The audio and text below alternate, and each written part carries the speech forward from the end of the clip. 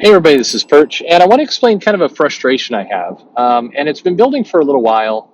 The news of Luke Cage 50th anniversary 3 issues that irritated me. I couldn't exactly figure out why. It's kind of gnawing in the back of my mind a little bit, like why, what is it with Marvel and Luke Cage where they can't seem to give that character a actual sustained push and do something with that character. And I feel like it's leaving money on the table, which annoys me. But also, we hear so much at Marvel about representation and about getting more characters who break the status quo of the white character. And yet they have this almost ideal character in there. Luke Cage is just like served up to you on a platter that you could do a ton of things with. Character is, I don't want to say red hot because he's not red hot, but there's a lot of fan interest in Luke Cage. Why don't they do more with Luke Cage? And it reminds me a little bit of if I look at and it's a crazy day where I find myself complimenting Bendis, but one of the things I think Bendis did very very well is when he took over Avengers and he did New Avengers, he elevated Luke Cage, and he elevated Luke Cage in a way that felt organic, felt powerful. If you go back and read those issues, Luke Cage was not flawless. He had issues. He made mistakes. We saw vulnerability for Luke Cage multiple times. But we also saw Luke Cage slowly rising to the point that he felt like a leader. And even prior to Civil War and kind of everything that went down there, Luke Cage kind of became the de facto New Avengers leader after Civil War when the New Avengers kind of went on the run. But even before that point, Luke Cage had been built up to this place where he felt like a sensible, strong leader for the team. It was compelling. I think that you look at kind of what had been done with Luke Cage before. Obviously, been Heroes for Hire. He'd popped up from time to time, never in a really major way. There was he's done some stuff with the Fantastic Four and with Daredevil and some other street level heroes. But it was Bendis with New Avengers that took this character and actually gave him some compelling kind of dimensions, had him playing on a bigger stage, and actually showed that this character was a pretty decent leader. That this character could be a compelling leader, could be a strong addition to the Marvel universe. But it felt like Marvel didn't know what to do with that fact. They would kind of screw around with every now and then, kind of some limited series, some stuff with Luke Cage, but they always seem to want to go back to him yelling out "Sweet Christmas" and lean into the blaxploitation bit of the character. And it felt like they were handed this amazing opportunity with this character who had a compelling power set, basically invincible skin, strength, could be very very strong, couldn't hurt him. Streetwise, kind of very very savvy, different from kind of the more up in the clouds kind of attitudes of several of the Avengers. This is a character who had a more grounded view of things. Good leader, good tactical leader, good instincts. He has a wife who has powers and a child, which gives him both some extra dimensions of his family and a weakness that could be exploited. Basically attacking the kid, which they did go to and try a few times. And Bendis was not shy about pointing out areas where his inexperience hurt him, where it was a liability. And so I think Marvel found themselves in like 2010 with this pretty huge character that you could build a bit of a franchise around. And people at Marvel apparently thought so enough to serve the character up to Netflix as a property there. And that series, the Luke Cage series, actually was one of the better reviewed ones. Was one of the ones that people thought was compelling. His backstory was a little messy, but not terribly so. Not as messy as say Falcon. And it was a strong character. So for a company that's trying to do more representation, you've got a strong, interesting, complex black superhero with not the most unique power set, but certainly a little different from what people have seen. You've got a lot of interesting dimensions you could play off of. You've got him as a up and coming leader of a team who's commanding a lot of respect. And it felt like Marvel just fumbled the ball once Bendis left Avengers. Felt like nobody really knew what to do with him. Al Ewing kind of chucked him into Mighty Avengers, but very one dimensional. The Luke Cage that appeared in that series had almost zero depth. It erased a lot of the things that Bendis had done, and it felt like the character was almost being used there under hostage. It didn't feel like that was something.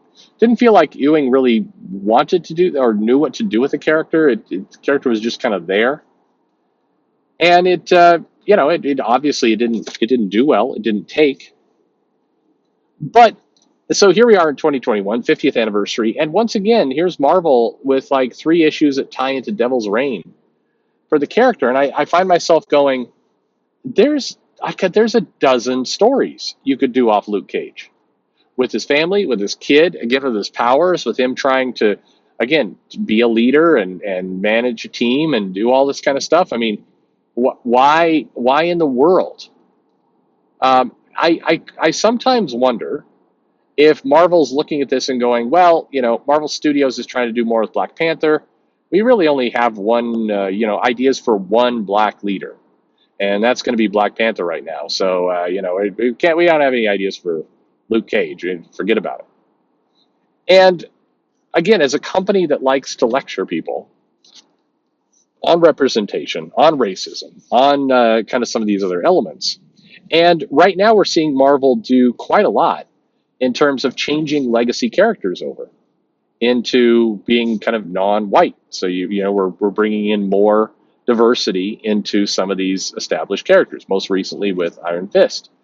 Why aren't you doing more with Luke Cage, a character that you do not need to replace a legacy? He is a legacy character, as is, and there's nothing really in his background that is humiliating or offensive. Character wasn't a slave owner at one point or something that is going to be awkward in conversation. He's, you don't have to keep having him shout out "Sweet Christmas," and every time they get there, it feels like every chance they get, they put him in like a yellow shirt and throw a chain around his neck because they think it's funny to kind of go like, look at the nostalgia here. Look at that. Remember this cringy 70s costume? Oh, hilarious. Let's make him say, "Yo Mama" and "Sweet Christmas." And that's funny. Every time they do that, I always think that the editor is bluntly a little racist. That's what goes through my head, frankly. Like, I think that Luke Cage is an extremely interesting character, lots of complexity, lots of things you can do.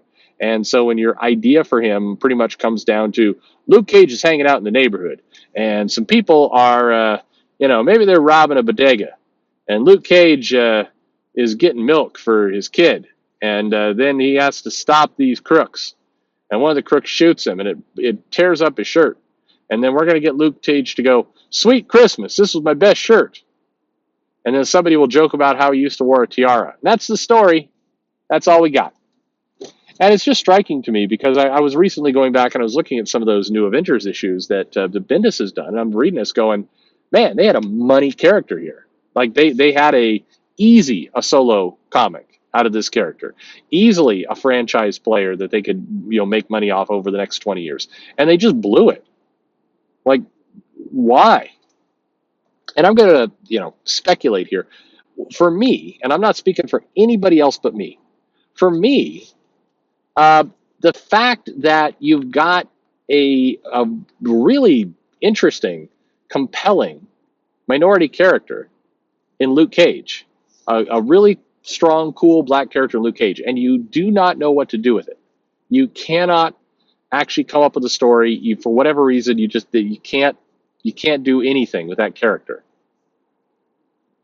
I have a lot less faith, confidence, and trust in you taking, say, I don't know, Spider-Man and saying, hey, it's Miles Morales now. Because you showed that even your original character, you screwed up. So now you're going to want to replace one of your legacy characters to add diversity, but I'm pretty sure you're going to screw that up. Because you had, I mean, again, Bendis, I know he's had his ups and downs, but his Luke Cage part was pretty solid, and that was a softball. Like, that was the easiest setup for Marvel to just take that and run with it for 10 years, and they bungled it horribly, and I just find that I find that amazing that they couldn't figure that one out. What about you? Do you like Luke Cage as a character? Again, I think this is like one of the most obvious, easy gimmies of comics, and it to me, it's more amazing that they screwed that up, as opposed to anything else. I think he had to work very hard to screw that one up. Today, Luke Cage is, I mean, that character is very one dimensional.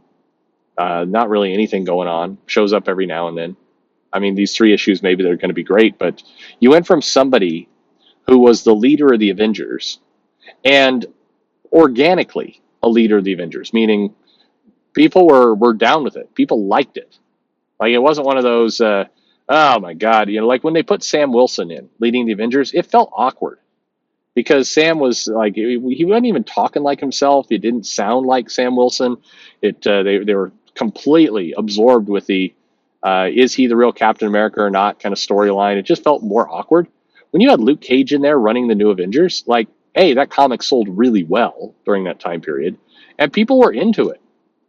And to go from there to here in 10 years, pretty amazing. Pretty, I don't know. I should do a video at some point, like the top 10 fuck ups of the last 10 years.